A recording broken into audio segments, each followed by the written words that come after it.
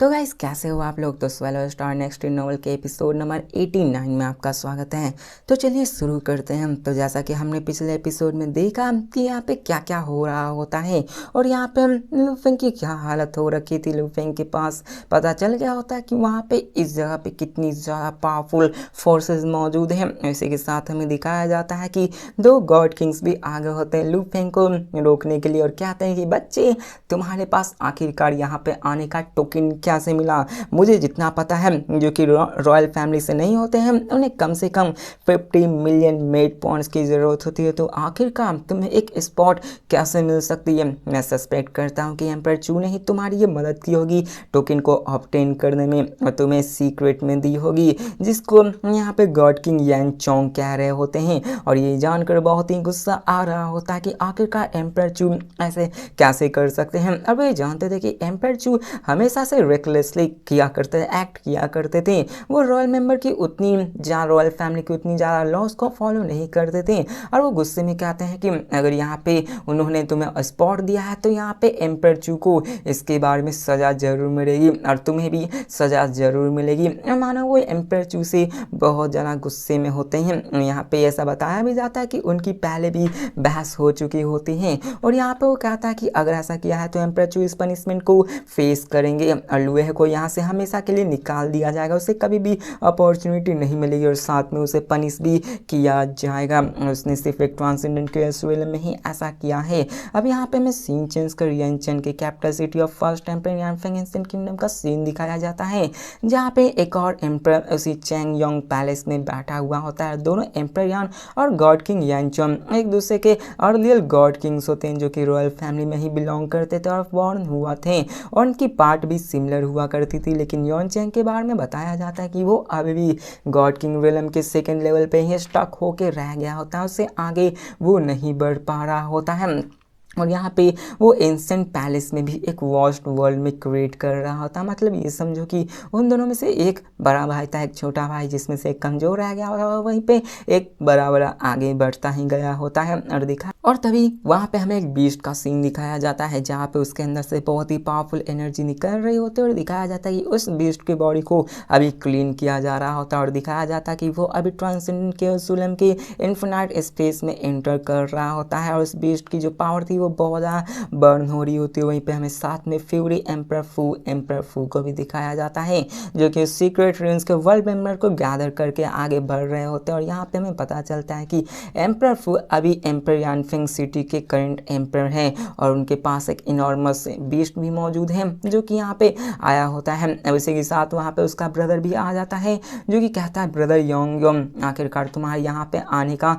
कारण क्या है। तो यहाँ पे वो कहता है कि मैंने लूहे को इन्फिनाइट स्पेस में इनकाउंटर किया और यहाँ पे वो बहुत ही गुस्से में होता है जिसके बाद वो अपने ब्रदर से पूछता है कि आखिरकार एक non royal guest transcendent chaos विलम का बंदा इन्फिनाइट स्पेस में कैसे जा सकता है। मैं सस्पेक्ट कर रहा हूँ कि यहाँ पे एम्पर चू ने ही इस रूल को वॉयलेट किया है। यहाँ पे उसने अपने इस एंचेस्टर को रूल को भी तोड़ा है और यहाँ पे ये सुनकर एम्पर फू कहता है कि देखो ऐसी बात नहीं है उसने ये अपॉर्चुनिटी खुद से कमाई है। उसने अपने इस मेट से ही वहाँ पे गया होता है जिसको जानकर वो भी हैरान हो जाता है कि आखिरकार ये कैसे हो सकता है। वो कहता है नहीं ऐसा इम्पॉसिबल है उसके पास इतने ज़्यादा मेट कैसे हो सकते हैं। एम्पर फू एक्सप्लेन करते हुए कहता है कि देखो मैंने और मेरे इंटेलिजेंस ने यह बात हमेशा से सीक्रेट रखी है बाहर की दुनिया से और मैं ये नहीं जानता कि तुम्हें इतने सब कैसे पता होगा। अब वो कहता है कि देखो मुझे भी पता है बाहर की दुनिया में क्या हो रहा है और यहाँ पे वो कहता है कि चलो अब बताओ भी आखिरकार उसके पास आया कैसे। जिसके बाद एम्पर फू कहता है कि देखो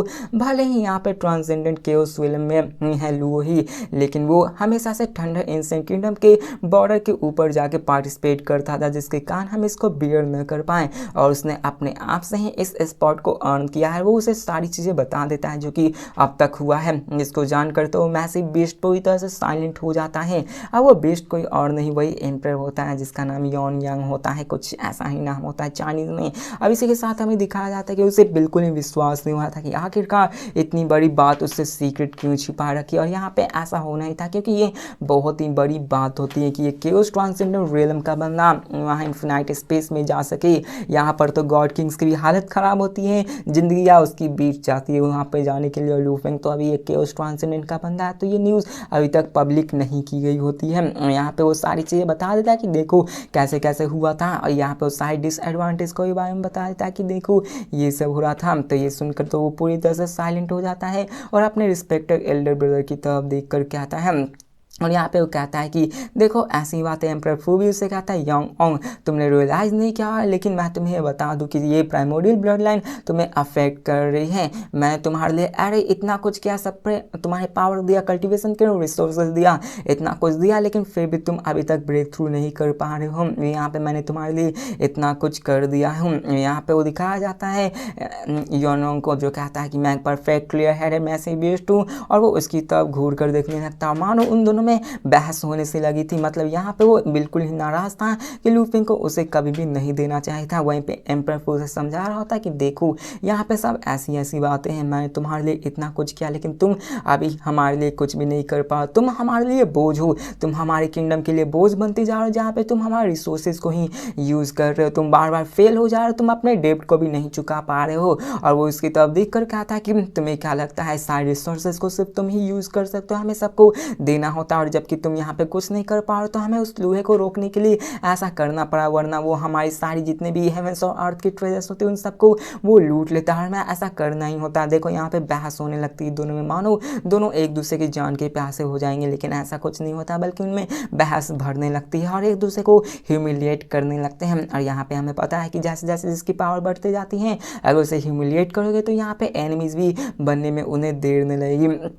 और वो उसे समझाने लगता है कि देखो ऐसी बातें तुम्हें ऐसा नहीं करना चाहिए, और वो उसे सारी चीज़ें समझाने लगता है। और यहाँ पे बहुत ही सारी बकवास होने लगती है, दोनों में बहस होने लगती है, दोनों की पावर्स की कंपैरिजन की जाती है, जहाँ पे एक बोलता है कि देखो तुम तो यहाँ रिसोर्सेज खाए जा रहे हो, वहीं पर दूसरा कहता है कि देखो मैं तुम्हारे लिए बहुत कुछ किया है। और वहाँ पे ऐसे ही सब चीज़ हो रहा होता है, दोनों में समझ लो फाइट होने ही वाली होती है, लेकिन रोक दिया जाता है। जिसके बाद हमें शिनचैन को लू फेंग को दिखाया जाता है, जो कि अपने कल्टिवेशन में लीन होता है, जहाँ पे वो अपने कल्टीवेशन को कंटिन्यू करते हुए कहता है कि मुझे पता है कि इस इन्फिनाइट स्पेस में हर एक बंदे को ऑर्डिनरी गॉड किंग लेवल की बॉडी मिलती है। और यहाँ पे अगर हमें बताया जाता है कि देखो ऑर्डिनरी गॉड किंग की बॉडी तो मिलती है, लेकिन अगर आपको अपनी गॉड बॉडी को ब्रेक थ्रू कराना है, अपने आप को पावरफुल बनाना है, तो आप यहीं पर आके अपनी अलग रास्ते को कल्टिवेट कर सकते हैं और यहाँ पे अपने आप को ब्रेक थ्रू भी करा सकते हैं। और अभी तक हमें बताया जाता है कि ऐसा कोई भी बंदा नहीं होता है जो कि यहाँ पे रह के इन्फिनाइट स्पेस में अपने सेकेंड स्टेज को ब्रेक थ्रू कर पाया हो। मतलब कि यहाँ पे अपने सिर्फ वो first level God king body पे ही अटके रह चुके होते हैं। हो सकता है कि आगे चल के लू फेंग अपने आप को यहाँ पे ब्रेक थ्रू करा ले और पहला बंदा बन जाए। और ऐसे ही दिखाया जाता है कि लू फेंग को वहाँ पे सेंस होता है कि वहाँ पे एक स्पिरिचुअल क्रिएचर आ गया, और लू फेंग कहता है लकली मैंने यहाँ पे एक फाउंड कर लिया है। अब लू फेंग ऑलरेडी अपने 9 क्लोन्स को भेज रखा होता है अच्छा हाफ सर्च करने के लिए, ताकि वो जान सके कि यहाँ पे असल में कोई स्पिरिचुअल क्रिएचर है या फिर नहीं। लू फेंग अपने ऐसे ही करके स्पिरिचुअल क्रिएचर्स को पकड़ता है, उसको मारता है, ताकि वो अपने वही माइंड को हॉर्न कर सके। और अब फिर हमें सीन चेंज कर दिखाया जाता है एक दूसरे ही जगह को, जहाँ पे मल्टीपल क्लोन्स लू फेंग के मौजूद होते हैं। और साथ में हमें ईस्टर्न एक्सट्रीम डोमेन का सीन दिखाया जाता है, जहाँ पे एक वुमेन अपनी ग्रीन रॉक में बैठी हुई होती है, उसके पास फॉर्मेशंस भी लगी हुई होती हैं, जो कि नॉर्मल फॉर्मेशन नहीं होती, बहुत ही पावरफुल फॉर्मेशन होती है। और वो अभी इसी सब पर रिलाई कर रही होती है। और सभी वहाँ पे हमें ग्रीन रॉक वुमेन को दिखाया जाता है, जो कि अपने फॉर्मेशन के सीक्रेट पैटर्न्स को शिफ्ट करती है और फाइनली वहाँ पे अपने सीक्रेट को भी डिड्यूस करती है। और हमें दिखाया जाता है कि वो एक नाम को पुकारती है और कहती है लुई,